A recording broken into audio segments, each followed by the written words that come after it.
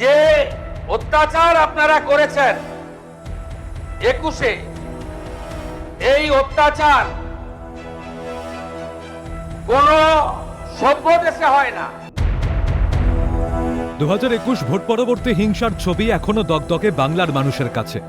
সাধারণ মানুষের মারধর থেকে খুন, বিজেপি কর্মীদের ওপর অত্যাচার, সব মিলিয়ে প্রায় 2000 এফআইআর দায়ের হয়।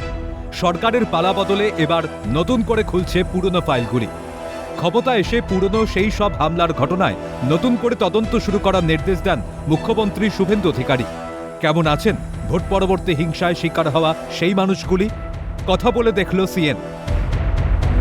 2021-এর মগরাহাট পশ্চিমের বিজেপি প্রার্থী ছিলেন মানস সাহা। ডায়মন্ড হারবার ইউনিভার্সিটিতে কাউন্টিংয়ের সময় তার উপরে চড়াও হয় তৃণমূল আশ্রিত দুষ্কৃতীরা। বেধড়ক মারধর, মাথায় লোহার রড দিয়ে আঘাত করা হয় তার ওপর। গুরুতর আহত অবস্থায় দীর্ঘ 5 মাস ধরে বিভিন্ন হাসপাতালে চিকিৎসাধীন ও অস্ত্রোপচার হওয়ার পরে অবশেষে শেষ নিঃশ্বাস ত্যাগ করেন তিনি। সেই সময় মগরাহাট পশ্চিমের বিধায়ক ছিলেন তৃণমূলের গিয়াসউদ্দিন মোল্লা। বিষয়টি নিয়ে বর্তমান রাজ্যের মুখ্যমন্ত্রী শুভেন্দু অধিকারীও পুনরায় তদন্তের দাবি তোলেন। মুখ্যমন্ত্রীর উদ্যোগে আশার আলো দেখছেন প্রয়াত বিজেপি প্রার্থীর পরিবার। মাননীয় মুখ্যমন্ত্রী শুভেন্দু অধিকারীর সুশাসনে আমার পরিবার অবশ্যই আশার আলো দেখছে।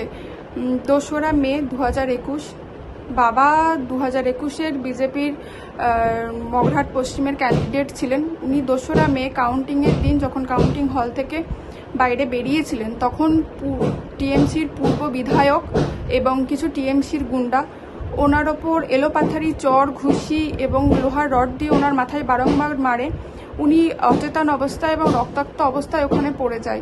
অনেক কষ্টের পর ওনার দলীয় কিছু কর্মীরা ওনাকে উদ্ধার করে বাড়িতে নিয়ে আসেন। তারপর ওনাকে হসপিটালাইজড করা হয়। অনেক হসপিটাল ওনাকে অ্যাডমিট করতে চায়নি, তা অবশেষে গোপনে ওনার চিকিৎসা চালানো হয়।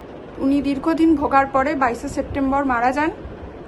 আমরা 5 বছর ধরে অনেক ভয়, ট্রমা, অনেক কিছুর মধ্যে দিয়েই রয়েছি। আমার পরিবার এতটাই ভয় পেয়েছিল, বারংবার টিএমসির দিক থেকে আমাদের ওপর প্রেশার আসে যে আমরা কেসটা যাতে না করি। আমাদের বারংবার টাকার লোভ, চাকরির লোভ, ভয় অনেক কিছুই দেখানো হয়েছে।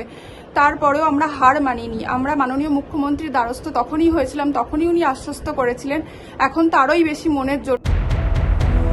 দক্ষিণ 24 পরগনার গোসাবায় ভোট পরবর্তী হিংসার শিকার হন বিজেপির মণ্ডল সভাপতি বোজো গোপাল পাত্র ও যুব মোর্চার মণ্ডল সভাপতি দেবজ্যোতি হালদার। বিজেপি করার অপরাধে তাদের বাড়ি ভাঙচুর করা হয়, জমি দখল করে নেয় তৃণমূল দুষ্কৃতীরা। বহুদিন ঘর ছাড়া ছিলেন তারা। সে সময় থানায় অভিযোগ জানানো হলেও কোনো লাভ হয়নি বলে অভিযোগ। তবে সরকারের পালাবদলের ভয়মুক্ত এই বিজেপি কর্মীরা। বিচারের আশায় মুখ্যমন্ত্রী শুভেন্দু অধিকারীর ওপর পূর্ণ আস্থা রাখছেন তারা। 2021 সালে ভোট পরবর্তী হিংসায় আমার বাড়ি হচ্ছে বিপ্রদাসপুর। আমার একটা কোরাতকল ছিল এবং ওখানে একটা বাসস্থান ছিল। আমার কোরাতকলটা জিসিবি দিয়ে ভাঙা হয় এবং ঘরটাও ভাঙা হয়। আমি নর্মালে 2 বছর পরে এলাকায় ফিরি। বর্তমান যে পরিস্থিতি, আর্থিক সমস্যায় ভুগছি। মোটামুটিভাবে আবার কাঠমিলটা আমি রেডি করি। আমার মুখ্যমন্ত্রীর কাছে অনুরোধ, সিএনের মাধ্যমে যে বিচার পাইয়ে দেওয়ার বিষয়টা আছে। 2021 সালে যে ভায়োলেন্স হয়েছিল, 2021 সালে আমরা ভারতীয় জনতা পার্টি করতে গিয়ে সম্পূর্ণরূপে আমরা বিজেপির কার্যকর্তা।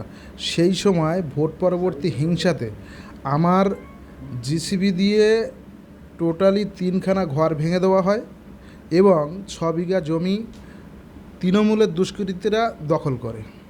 সেই সময় আমাদের যে গ্রামটা আছে, গ্রামের আরও বহু ঘরবাড়ি ভেঙে দেয় জিসিবি দিয়ে, সম্পূর্ণ তৃণমূলের দুষ্কৃতীরা।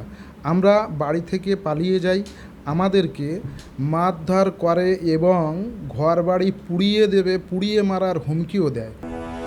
বহু বছর ভয়ে দিন কাটাতে হয়েছে সাধারণ মানুষ ও বিজেপি কর্মীদের। তবে সরকারের পালাবদলে ভয়মুক্ত তারা।